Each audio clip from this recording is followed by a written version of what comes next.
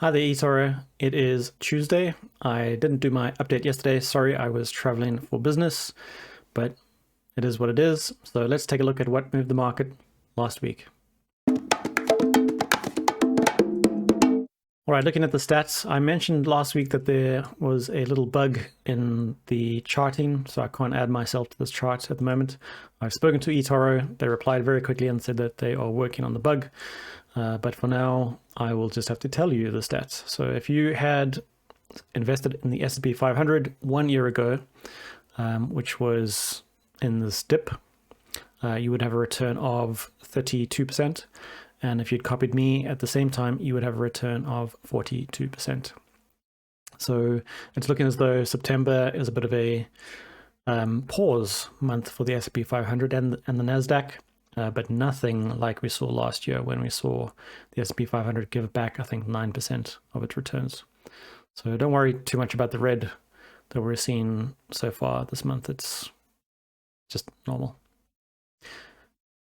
All right, I wanted to do a slightly different update this week. I'm going to do it by geography, and that's because nearly half of my portfolio is in the US, 15% or so is in the UK, 5 or 6% is in China, and then the rest is spread around Canada, Israel, Germany, parts of the EU. So that will hopefully make the update a little bit more focused. Starting with the UK, so lots and bits and pieces of not great news, economic news out of the UK last week. I'm not going to read through all of this, but the long and short of it is that growth is much slower in the UK now than had been anticipated. So initially, there'd been a forecast in growth of GDP in the UK of about 7.5% by the end of the year. And it looks like that we are going to miss that based on the bits and pieces of economic data that we are receiving month to month and quarter to quarter. UK stocks didn't like this news. The reason for the slowdown is the same as in other parts of the world, but with a little bit of UK spice. So Brexit has created some additional challenges besides the supply chain issues that everyone has seen. First of all, we have a massive shortage of lorry drivers, truck drivers, and a lot of stuff is delivered within the UK by truck. This is quite an interesting Twitter account, the Lorryist, to follow if you want to learn a bit more about this topic. But previously, we had a lot of people from Europe driving the lorries in the UK, and a lot of those people have now left the UK because of Brexit. And so we think that we're maybe 100,000 drivers short. It takes up to 9 months to train each and every one of these people, although they are now relaxing those requirements. So we're in a little bit of a pickle when it comes to moving stuff around the country. The second big thing that has hit the UK economy is that our imports and exports with the EU have declined enormously, massively. Who would have thought that adding in barriers to a free trade agreement would slow things down? They have massively, and now we need to make up for the shortfall by trading more with other countries. That's going to take time, years, I would think. And so right now we are experiencing a slowdown in that area of our economy. So that hurt our UK stocks, all UK stocks, quite a lot last week. So here I have the UK 100, the FTSE 100, and you can see that the levels that we are seeing today were first seen in December of 1999. Now, that's a little hilarious from my perspective. What the hell has the UK economy been doing so that its largest 100 companies haven't really grown over a 21-year period? But the devil's in the details as usual. So, I mean, we had the dot-com bust. Then we had the UK economy is heavily reliant on the financial services sector. So 2008 hit our economy very, very hard. Then we had the beginning of Brexit, the cleverest thing we've ever done. And then, of course, we had the pandemic. And so investors have shunned UK investments for a long, long time.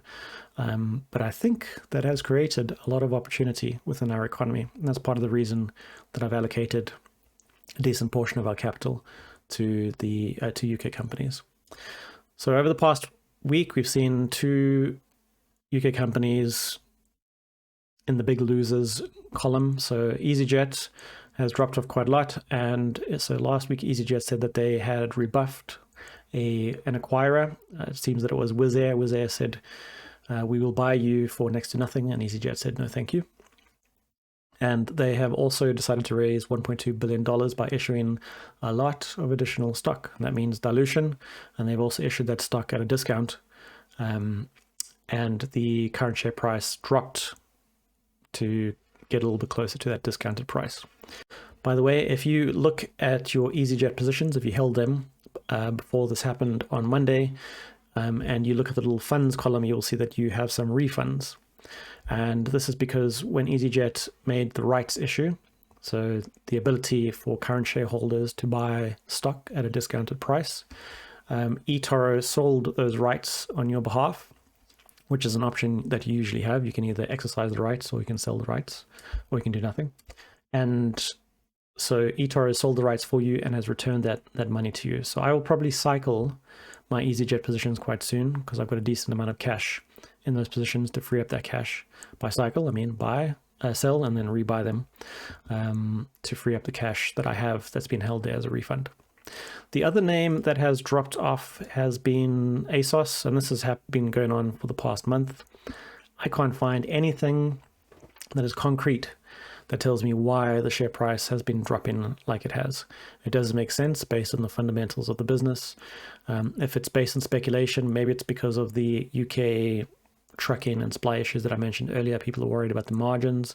I've scoured the news services, the investor relations services, the various investor discussion boards that I could find, and there's lots of speculation, but there's no specific reason that anyone knows of why the share price has dropped so much.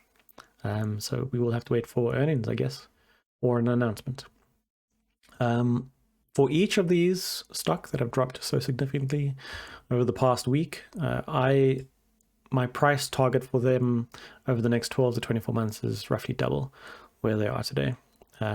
So I'm happy to hold them for the long term. They both are strong businesses that in good conditions, good operating conditions, do very well. And they have lots of cash to see them through the bad times. All right, on to the US stock market. So I mentioned this briefly at the beginning of the video. So you can see the S&P 500 has been declining. This line marks, I think, Monday or Sunday of last week. And after the great run that the index has had, we can see a little dribbling downwards of the S&P 500. The NASDAQ 100 is doing more or less the same thing, giving them back a little bit of the returns that we've seen over the past few weeks. By the way, this channel has held up quite well for the NASDAQ over the past few months. So you can see a little bounce off at the top there. So this is fine. I'm not sure when the bottom might be. I think what you might have seen over the past week or two is all of the news outlets and many analysts are suddenly calling for a 5 to 10% correction on the major indexes. It's quite funny that they all started doing this at the same time. And the wording that they use is more or less the same, and the percentages that they're using are more or less the same. I don't think necessarily that they're wrong. It would be very healthy for the market to correct right now, but they're obviously copying each other's homework. So don't always listen to the media. Develop your own opinion and back it up by data. Just as a little bit of a reminder about how inaccurate analysts can be, you can see various analysts and great investors calling for market crashes through the previous decade or so here. And if you'd followed their advice, you would have lost out on making a lot of money. And here's a little quote by the GOAT. The only value of stock forecasters is to make fortune tellers look good. What is less obvious, because everyone focuses on the S&P 500 and the NASDAQ, is the Russell 2000 index. So as you can read here, it's small cap public companies in the US. And these aren't nearly as overpriced as some of the other large and mega caps are today. So you can see that The index has been range bound. So with the low of the range being established in the middle of January and the top somewhere around middle of March. And so this index of those small caps has been bouncing around this level for a while. Lots of the more astute analysts are watching this because if there is some kind of a rotation or a sell-off, the sell-off might not be even across the board. It is likely that some of the money is going to enter companies, some of the small caps. Small caps don't have as deep a pockets as big companies, so they are considered less safe. And I think that when some of the economic support is withdrawn from the economy, we will see some small caps collapsing, but also all of the next Googles, Facebooks, Apples, etc. Well, maybe not all, but a lot of them are within this small cap index. So a lot of volatility. We usually see a lot of volatility within this index, but there's a lot of opportunity too, especially now when the companies in the other indexes are looking quite overvalued. Right, on to China. The regulatory onslaught continues. Every week, we are seeing several pieces of information and news out of China saying various sectors or specific companies are subject to new regulation. It's difficult to keep track of everything that's going on, although you should if you are invested in China. So gaming companies have been told you should not be focused on profit, which is obviously not something that investors want to hear. Ant Group has been told it needs to split up, and Alibaba is a large holder of Ant Group, so not great news for Alibaba. And there are other lots of bits and pieces of information that have hit Chinese stocks over the past few months and as recent as the past week. What is very interesting is that if you look at some of the Chinese companies that are in very good shape, so they're good businesses, strong businesses, making money, profitable, have good balance sheet, a good deal of cash on hand, you would have noticed that relatively speaking, over the past week or 2 weeks, it seems as though they found a bottom. And so the negative news that is coming out now seems not to be driving the stocks any lower than the low that we've seen recently. Now, this low could be broken, so time will tell, and I'm not getting into any more Chinese stocks until I see evidence that the sentiment is shifting. But it feels as though maybe all of the sellers that were willing to sell their stock at a higher price have, and now we've just got a basket of holders. So that's quite interesting. I continue to keep an eye on Chinese stocks because there are some companies that are just so dirt cheap, but the risk right now of more and more and more regulation is just too high. So I'll keep my allocation there at 5 or 6% for the time being. I wanted to bring up this cycle of investor emotion. It's always good to be aware of yourself and how you're feeling, because investing is a very, very emotional profession. And right now, I suspect that in terms of Chinese stocks, we are somewhere between panic and hope. And we will only know, looking backwards, when the point of maximum financial opportunity was. But I think that we are probably somewhere here right now. It certainly feels like there's been a lot of panic in the market, given the price action on fantastic businesses like Alibaba. Is it done? We don't know yet. We'll have to see what the Chinese government has in store for us and for Chinese companies. Right, and finally for this week, I wanted to talk about returns, just because I know that many of you will be quite frustrated. Depending on when you joined the copy, you might be in a bit of red, you might be flat, you might have seen a little bit of a gain if you'd bought into the dips in my portfolio's returns.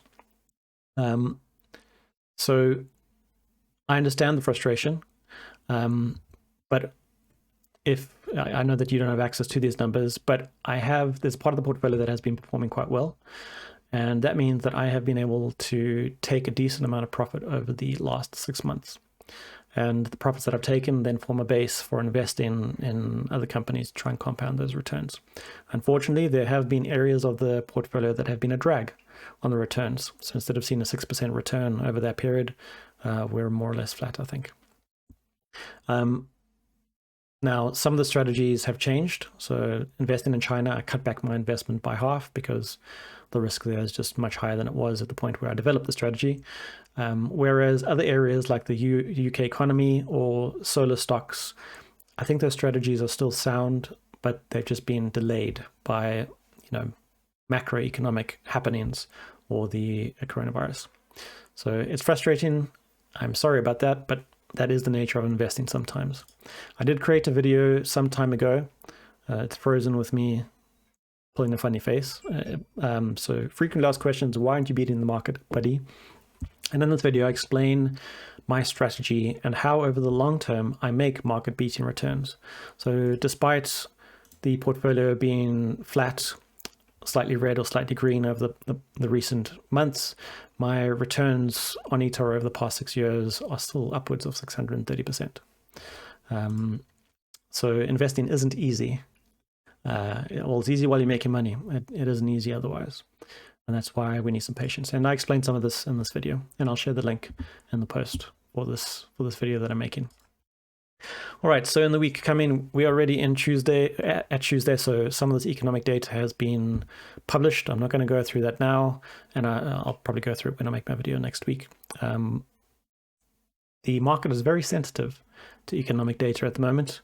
It usually is a bit sensitive. It's very sensitive at the moment because we're in a weird place in terms of the global economy and for specific countries. By the way, I wouldn't watch these too closely because they can just be noise. When you're investing for years and decades, not month to month, week to week, or even quarter to quarter. And so some of the news, when it's published, the media will make a mountain out of a molehill. As an investor, you need to learn which things you want to focus on specifically. But most of the time, the economic data is just a bit of noise. Coronavirus. We all wish it would go away, but it just keeps on sticking around. So it now seems as though the cases in the UK, Europe, and in the USA are rolling over, which is great. For those countries with a high level of vaccination, it seems that deaths remain relatively low, which is good. But now the headlines are starting to focus on what's going to happen in the next few months, which I guess everyone's curious about. And with schools having gone back, children having gone back to schools, with autumn and winter coming, now people are worried that this downturn that we're seeing might shoot up again. So I expect governments to start laying out plans, the media to publish all kinds of shocking headlines about them, but that will be a focus, I'm sure, for the coming weeks and months. All right, that is it for last week. I will speak to you soon. Have a great week. Goodbye.